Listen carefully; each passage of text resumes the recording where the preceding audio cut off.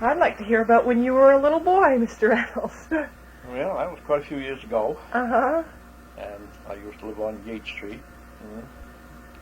When I first started the school, it was down Water Street School. You used to have to walk to school in the morning, walk back at noontime, walk back at noontime, and walk back at nighttime. And, we really didn't bother us too much in those days, because, it was That's true. Oh, everybody did. the only way you had to go. Mm-hmm. You had to go to school. And I can remember a lot of times going to school, I chummed with a fellow by the name of Don Needham. He used to live on Yates Street with me. And when I was in the 4th grade, we used to have a teacher by the name of Sadie Bray, and she didn't like anybody being late for school. Well, after we went across the bridge, you come to Merrill Denning store, and down in back of it used to be a shortcut down through there. We always went down there, and we always got playing, and we always forgot about what time it was getting to school, and we were usually late getting to school in the morning. And it got so there was just a plain habit that just when you walked in, of course the class had already started, you walked in, you walked down to her desk and held your hand out. She used the ruler on your hand.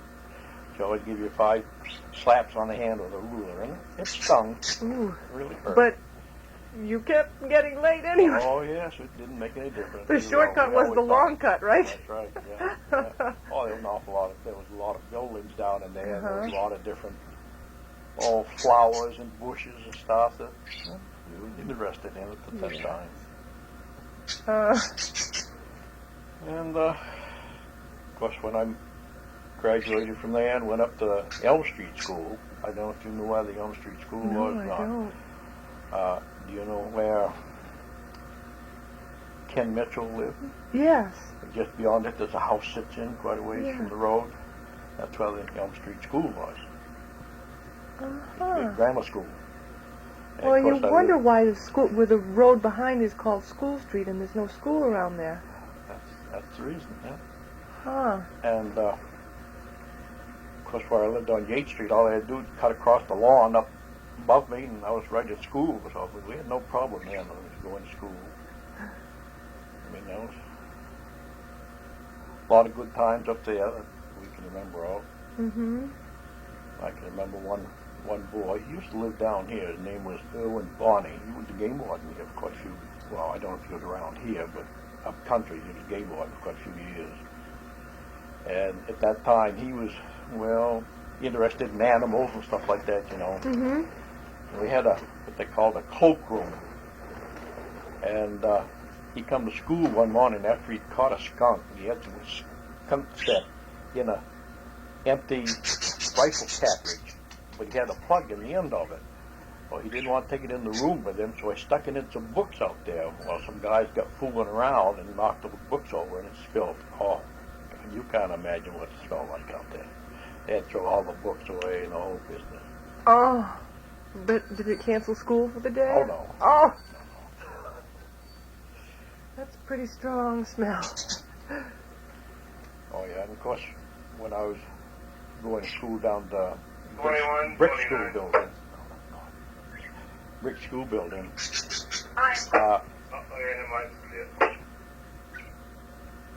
In the garage here when the come woman down Pine Street, we had A.J. Weston's lumber mill, and then they got a apartment house in the building across the road there where they used to do all the cutting the wood and stuff there.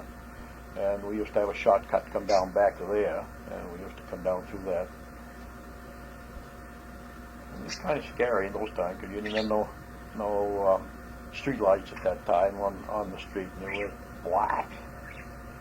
Hmm. Hmm. And of course, when I went down to high school, which is the town office now, Mm-hmm. can't remember too much about high school. I can't remember why. We used to have a beautiful ball field down back of the schoolhouse. I mean, it's a ball field there now, but you'd never know it. There used to be a nice ball field down there. In fact, they had a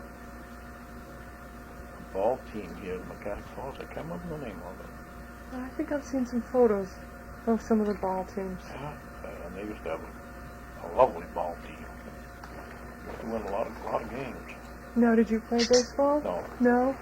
I played football 4 years in high school. Oh. The only game I ever played. Huh.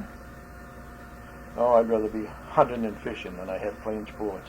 Now, as a child, did you go hunting and fishing? Oh, yeah. Oh, yeah. Spent a lot of time down Waterhouse Brook. One down by the puppet station where we used to get town water from. Oh, okay. Yes, yes. And there was 4 or 5 of us. We always chummed together. Don Abbott and Charles Watson and my brother, me. And we used to, spend the biggest part of our time in a swimming hole over Waterhouse Brook. We had a beautiful swimming hole over there. Huh. Spent a lot of time. Oh yeah, another thing. In those days, all you had was radio. Mm-hmm. Oh, you had special programs like you had Tom Mix and all those programs. They come on a certain time every night on radio. So Don Abbott's, we always met up to Don Abbott's house. Then we'd go over there. So Don Abbott's mother had looked like one of these school bells that they ring in a school. Mm-hmm. And when it come time for us to come home, she'd get out there and ring that bell, and we could hear it over Waterhouse Brook while we were swimming, so we knew it was time to come home to so your see our program programs on radio. Remember that just as plain as it can be. Huh. I guess there was no dallying then, right? Oh, no. Oh, no. Didn't want to miss our radio program. No. Listening to kids out of the day watching the TV programs. Boy, they don't want to miss them. But what I like about radio is you still have to use your imagination. Oh, yeah. You know, whereas with TV... There's no imagination there. When I was in high school, we used to have an ice cart run by Harry Jewett.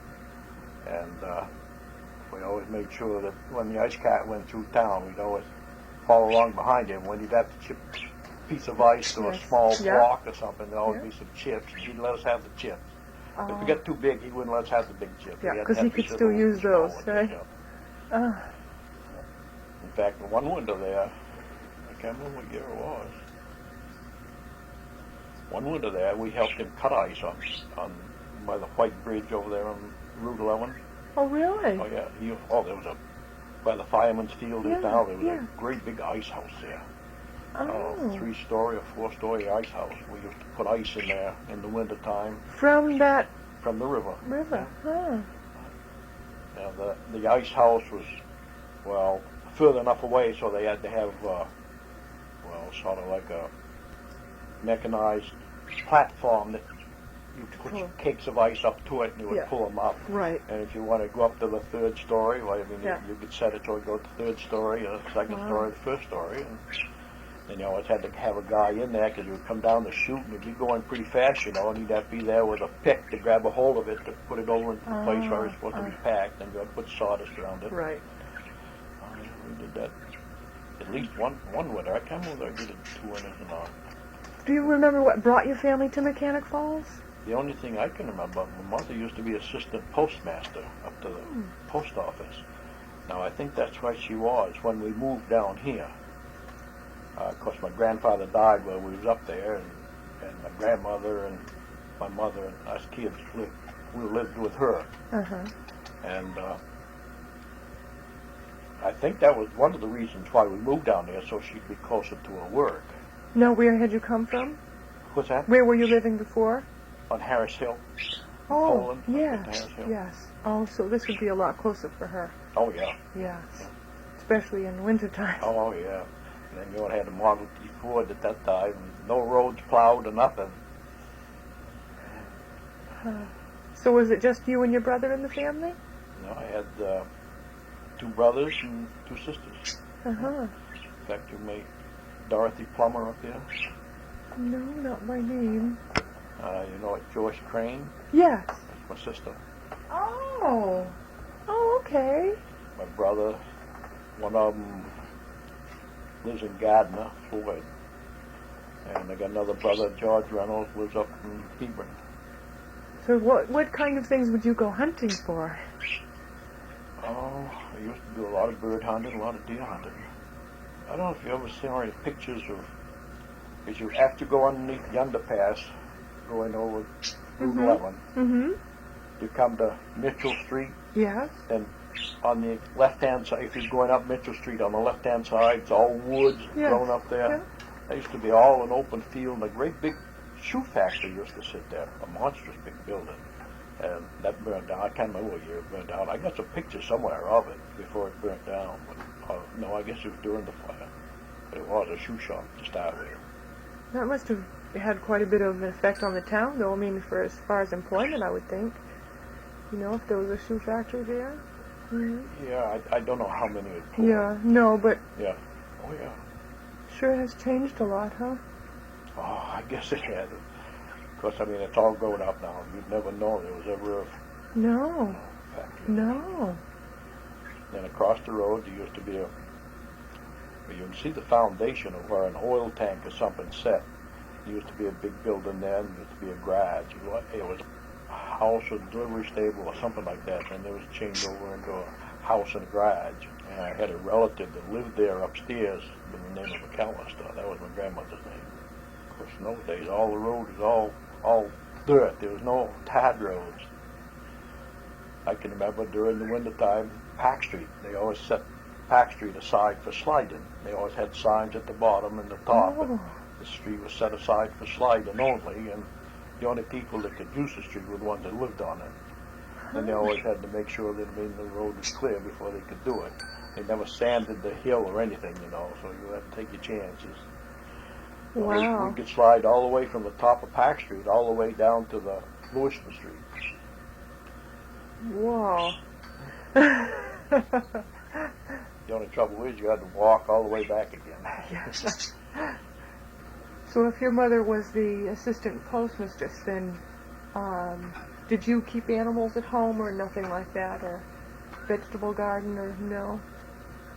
Yeah, we had a small vegetable garden out back the house there on the 8th Street. Uh-huh. Yeah, we had chickens at one time. We had a little small chicken shed, or I guess you call it. Yeah. It wasn't very big, but we had probably a dozen chickens. I can remember that. Animals, I don't remember. No. But we had any, I think we probably had cats, but I don't think we had any dogs. And of course, we used to have the Maine Central Railroad went through here. Mm-hmm. We used to have a lot of good times at the railroads. The Grand Trunk Railroad there on Elm Street. Oh, there used to be a big station there, big platform. After you cross the tracks coming this way, Yeah. there was we called it a gatehouse. The guy that tended the gates. The gate had to be put up by hand. You had to crank them up, crank them down. Huh. And any time a train was coming, this guy stayed in there all day long. And that's all he did, was just tended the gate. And on this railroad, Maine Central, and by here, they used to have a big water tower. Well, sit right down here, just about where, it'd be almost out back of where the garage is down here, where the garage right on the corner.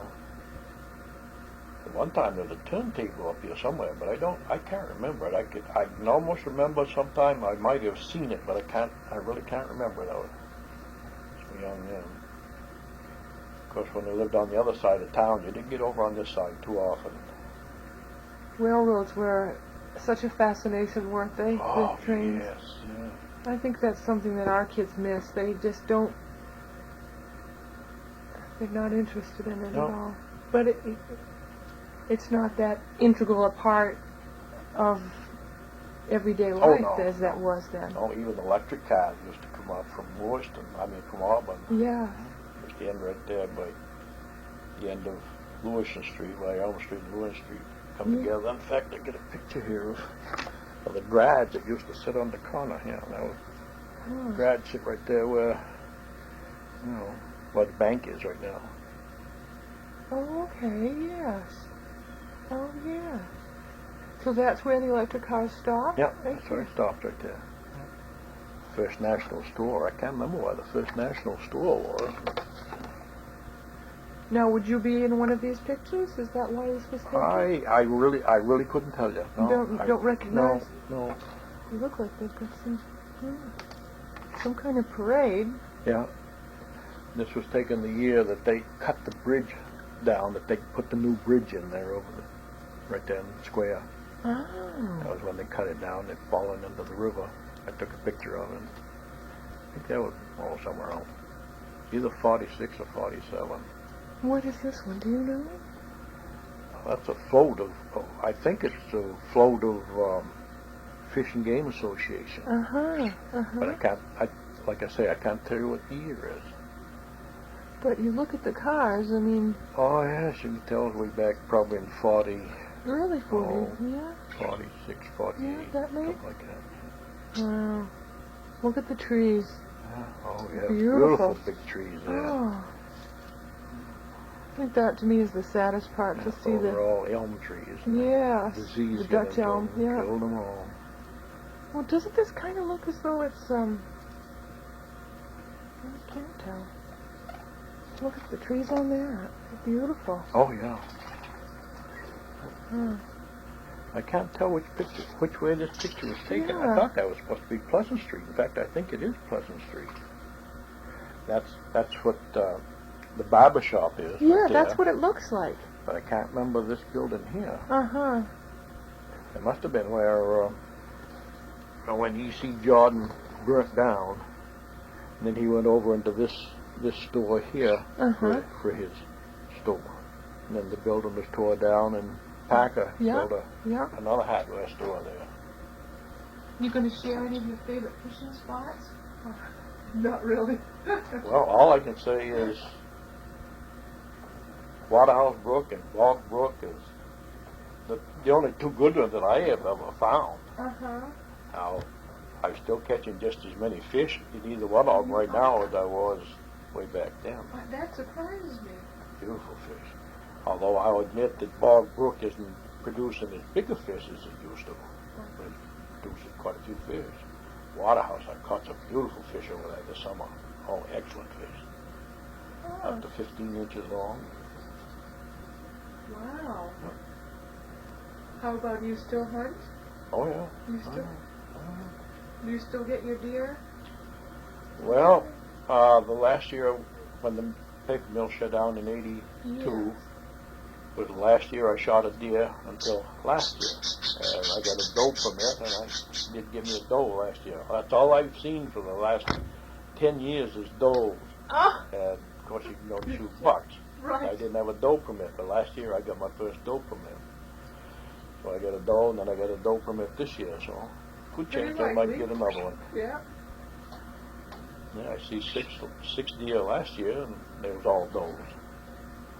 I know when we first moved to Patterson Road, we used to see quite a few deer.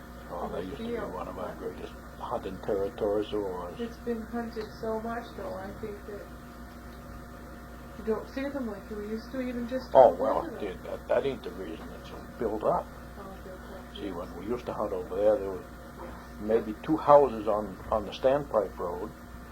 There was no houses on the Patterson Road except for where you live.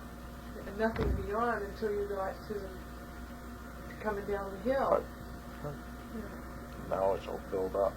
In fact, I've shot a few deer right there in the field where the big field they call Patterson Field there. Yeah. Shot quite a few. In fact, I've sit where the old building used to be. We call it cellar hole, I guess it was. But when back in those days, we could drive. We'd have 5 or 6 people driving from the Standpipe down over. Yeah. There'd always be one guy sitting at the cellar hole, and that's what we called it. There used to be an old building set out there where there's one right there in the field, then get over to the 4 corners there, where you go up to the Standpipe, there's a new house built out of the field quite a ways. Yes. Right on the right-hand side of it, before you get out there, is what they call the cellar hole. Used to be an old building sit there. That was many, many, many years ago. And we used to sit there, and I've shot a few deer sitting right there. I was talking to another woman, and she lived up on Pigeon Hill, and said that they always took the road that came down through Standpipe from Pigeon Hill. Yep. Yeah. That used to be quite you could travel it here, not too many years ago. We went down through it with a vehicle. I don't know if you could still make it or not. Yeah, I don't know. I should check it out, but I think I'll take my bicycle. Yeah, then that road continued from, well, after it come down onto the, what do they call it, the Lane Road? No, not the Lane Road. Libby? Libby Road. Well, after it come down onto the Libby Road, it went right across the road and down through and come out over here in Riverside. When you go out the Riverside Road, you come to where the road, the pad road ends, and then the dirt road starts, and they got a sort of a little building sit there. Where that road come out almost right behind that building, right onto the Riverside Road. I've never seen a vehicle go over it, but I've seen horse and buggies go over it. Forget an awful lot of things, I can tell you. Yeah. Somebody will start talking about something, and, oh yeah, I can remember that. If nobody says anything, and don't jog your memory, and just forgotten that. Yeah, I like spending much time as I can out in the woods. Of course, I can't now as I used to. But I do pretty good at that job at it. So you must be getting pretty excited about hunting season. Oh yeah. 'Cause I don't do as much walking as I used to. I go out and sit somewhere. I can sit there all day long, right in one place. One of my nephews just took a hunter's safety course, and he's only 19. I don't think he's hunted very much, but he was pleasantly surprised at how much they try to stress courtesy. Oh yeah. Getting permission before Right, going on that's someone's exactly land. right. That's what it should be. More people should do it, and we wouldn't have so much posted property if it did. Of course, it's Blaze Orange has really done a good job on hunting. Oh, you can see that stuff 4 miles away. No matter how little teeny speck it's down through the woods, you can always see that Blaze Orange. I'm colorblind, and I can see it. Really? Where before, when the red was a very main color as far as hunting, I mean, red I couldn't see. Blaze Orange, oh, I mean, you don't have no problems there. Do you remember your first gun, Mr. Reynolds? Now, the first one I ever used was a borrowed gun. Used to be a fellow lived on High Street, the name of Leighton Hutchison. I used to borrow a gun from him to go hunting.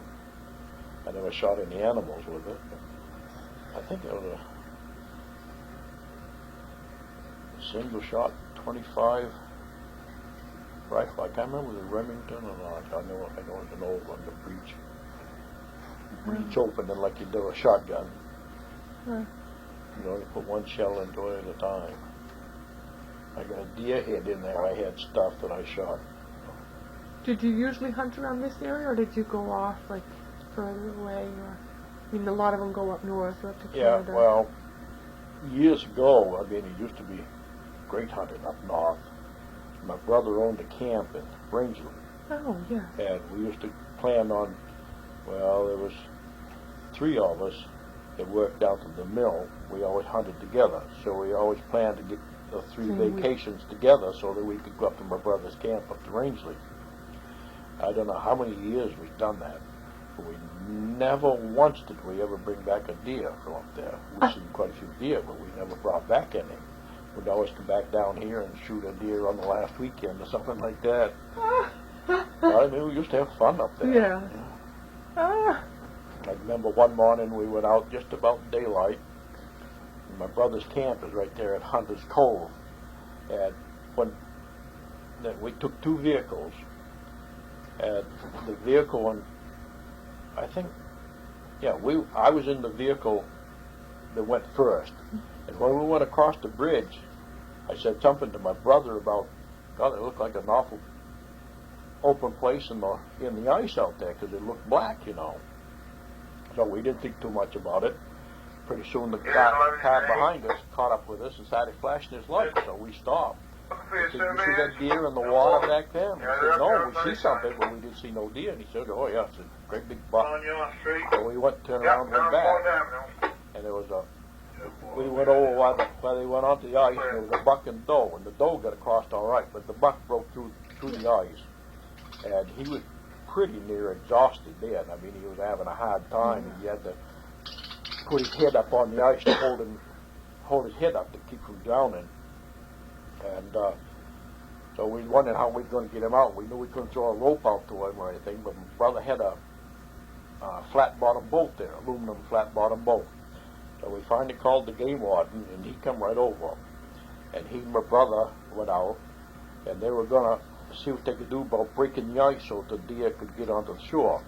Well, by them scaring the deer, getting close to it, scaring the deer, it made the deer break the ice more with his front feet. And he finally did get him shore close enough so that he could get his hind feet on the solid ground. And it took him quite a while before he'd get up on the ice, and he'd get up on it and get out all right. It was 10 points. Wow. Beautiful. Oh, it's a beautiful deer. Of course, I mean, where it was, I mean, it's against the law to hunt because it's on a game preserve where his camp is, right there at Hunter's Cove. That's all game preserve. So it's against the law to hunt, so I mean, we couldn't shoot the deer, so. Yeah. But it would be a Best thing shame was to see it die. Oh, yeah, we didn't want that. I bet it's as much a thrill to see one as to shoot it. I don't know, but... Yeah, it's a lot of people against hunting, and I can see their point of view, but I don't think it hurts any. I know I shot an awful lot of deer around Mechanic Falls, and well, yeah, probably Poland too. Not too much in Poland. Most of it's in Mechanic Falls. Now I do most of the hunting as far as I get my deer doe permitted over in Raymond, so that's where I do most of my hunting. So you worked at the mill, Mr. Reynolds? Yeah, I worked there, well, a little over 36 years. My goodness. And they come in one Monday morning and says, we're all done Friday, 3 o'clock. Everybody's to be out of the mill. Wow. Quite a letdown. We figured they would have a hard time. They were going to probably slack down to maybe 3 days a week or 4 days a week or something like that there. But when they come in and said they're going to shut the mill down, we just couldn't believe it. Wow. And we got almost nothing out of it. We did get our severance pay after... How many years? I think it was 7 years before we got it. 7 or 8 years, something like that. Had they been good to work for up to that point, or? Well, of course the mill changed hands so many times. Yeah. I'm going to say it changed either 4 or 5 times while I worked down there. So I mean... Yes. Every 7 years or so. Things would be start getting to maybe where you could live with it, and then all of a sudden the mill would get sold to some other company, and then you'd have to start in over again. Of course, one time they went Farms Extract Company owned it. They started a pension plan. I don't know, they run that for 4 or 5 years, something like that. Then they did away with the pension plan, gave us back our money. It wasn't too much, but we got back the money. And they never had one after that. So when the mill shut down, we had nothing except for severance pay. So actually, you'd say that was 36 years wasted. Did you do a lot of different types of jobs there? No, I started out shipping room, Uh-huh. and I worked there for about a year, and then I went to the beater room, and that's where I worked. Well, no, I worked there for about 25 years, and then they... What is the beater room? I'm not familiar. Well, that's why you grind up the paper and make it into a pulp. Okay. You have to blend hardwood and softwood and different kinds of paper together to make the pulp to pump to the machines. All depends on whether you're going to make high-grade paper or just tissue paper or towel paper. I worked there 25 years, and then they made me a supervisor. And I started out as a supervisor for the feeder room and the de-inking plant. And then they did away with the de-inking plant, and they wanted enough for me to do for the beater room, so they wanted to know if I would take over running the stock room. So that's where I ended up. I worked down in the stock room. Did you start working there when you were very young? Yeah, right after I got out of service. 6 months after I got out of service, I went to work down there. So you probably weren't quite ready to retire when they closed. Oh no. No. No, I was out of work for 6 months, I think it was. And of course you had to go every week and get 3 places that you'd gone to and ask for work, you know, Right. to get your unemployment. Right. And I went to this National Wood Products almost every week to find out about a job. So I finally got a call one day and said that, "Do you want to know if I could come up for an interview?" And I said, "Oh, sure." So I went up. He says, "I'm going to hire you right now." He says, "I've read over your resume there, and he says, for a man that would work that many years at one place, he said, I guess you're pretty reliable." Mm. I worked there for 4 years, and then they had a big layoff up there, and I was eligible for retirement. And Just after 4 years? yeah, And after 36 years of... Yeah. Doesn't that seem ironic, huh? and then when they had the layoff, or I was eligible for retirement, it was either me working, and then somebody that had a family, as a young fellow or something, Right. that you were going to get laid off, or Right. me taking a retirement, and he working into my place. So I said, okay, I'll take my retirement. And of course, my wife had already had a shock, so I had, but 2 of my daughters were taking turns taking care of her while I was working in the daytime. And then I took a retirement, take care of her. So I took care of her for 6 years, and I had a heart attack. Boy. And that kind of brought things to Yeah. screeching halt. Of course, a lot of the buildings that I can remember are gone. Now, where the parking lot is, where the American Legion is, Yeah. used to be a great big church sitting there. Oh. Now, I can't remember the name of it. I was trying to think of it last night, and I couldn't remember the name of it. But the first thing I can remember about the church was you used to have movies there every Saturday. They always had a cowboy picture. And of course, we always had to go to the movies. And I think it cost us 10 cents to get into the movie. Well, that was almost in your backyard, right? It wasn't very far from your house. No, Main not too Street, far. Not too far. And then there was a grocery store to sit in where it was the liquor store, and now it's Yes. changed over in a second-hand store. Yes. There used to be a big building sit there, and there was a grocery store downstairs in it. In fact, I think Frankie Allard lived there at one time. Now, when your mother worked in the post office, where was the post office? In the same spot that it's now, or? I think when she first started in the post office, it was right on the corner of Water Street and Main Street. That's where a pool hall or something is there now. Okay. Then they moved up onto Pleasant Street, and it would be sitting just about where the store is right now. I think it's set right there. It might have moved over to where it is now, but I can't remember for sure. How many children do you have, Mr. Reynolds? I had 3 girls. 3 girls. 3 girls. Oh. They all live, not over 3 miles from here. Well, that's They all nice, live pretty isn't close.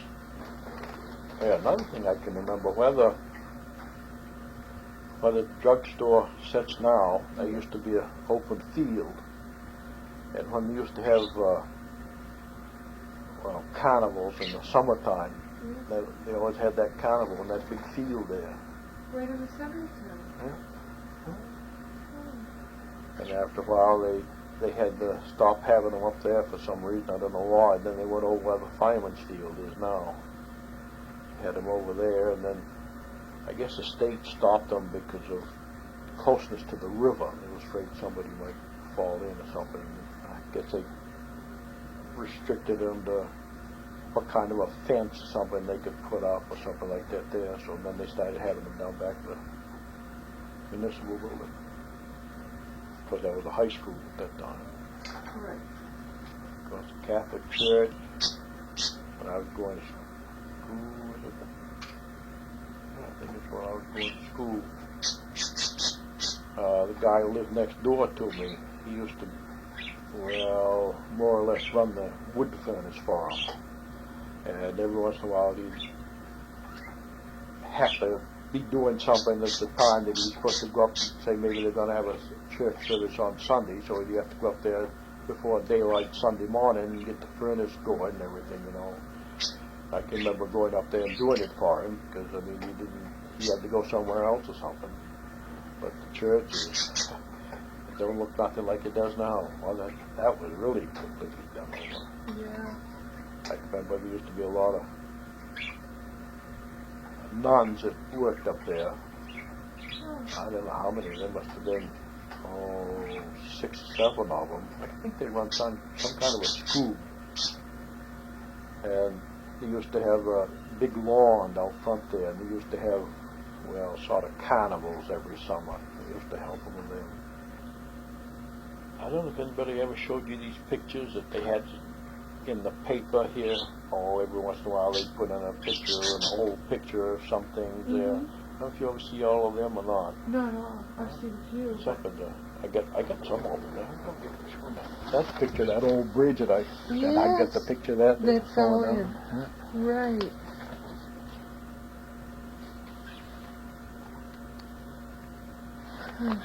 That's the railroad bridge that you can see. Well, you can't see it now because it's gone. That's one over above the white bridge over here on Route 11. Yeah. Looking up, you can see that thing sticking up in the middle of the screen. Yes, That's where that the was railroad it. bridge. That's where it went across. Oh. And this is what the heart of Mechanic Falls looks like. Oh, during the flood. Yeah. Wow. Now this is looking out toward the underpass. Oh, okay. Yeah, that's the big bridge. That was a big cannon factory. Ah. Wow. That's the railroad tracks right behind it there. Yeah. That's where the overpass is. Huh. This here is where the pack is, Maisie Yes, King yes, pack. yes. That's where the pack is, right there. Wow. There's, Oh.